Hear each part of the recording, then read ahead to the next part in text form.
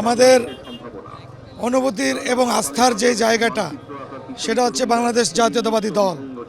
সেই জাতীয়তাবাদী দলের প্রাণশক্তি দেশনেত্রী বেগম খালেদা জিয়া, বিএনপির ভারপ্রাপ্ত চেয়ারম্যান তারেক রহমান দীর্ঘ 17 বছর পরে প্রিয় মাতৃভূমিতে ফিরে এসেছে। আজকে সারা বাংলাদেশ থেকে আমরা নেতা কর্মীরা তাকে এক নজর দেখার জন্য, তার কথা শোনার জন্য অধীর আগ্রহে অপেক্ষা করছি এবং আমাদের সেই মাহেন্দ্র খণ্ডটি এখন এসেছে। আমরা জনাব তারেক রহমানের কথা শুনব এবং আগামী রাষ্ট্রনায়ক আগামী নির্বাচনে জাতীয়তাবাদী দলের নেতৃত্ব দিবেন।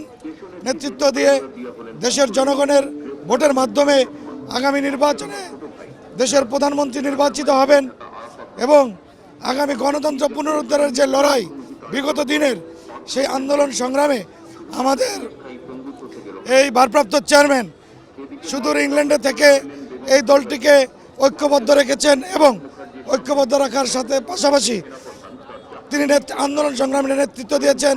ছাত্র জনতার আন্দোলনের মাধ্যমে গত 24 আগস্ট যে বাংলাদেশে ফ্যাসিবাদের পতন হয়েছে, সেই পতনের মাধ্যমে গণতন্ত্রের যে নবযাত্রা শুরু হয়েছে, সেই নবযাত্রাকে দীর্ঘায়িত করার জন্য আগামী নির্বাচনে জাতীয়তাবাদী দল বিএনপিকে নির্বাচনের মাধ্যমে আমরা রাষ্ট্র ক্ষমতা অধিষ্ঠিত করতে চাই।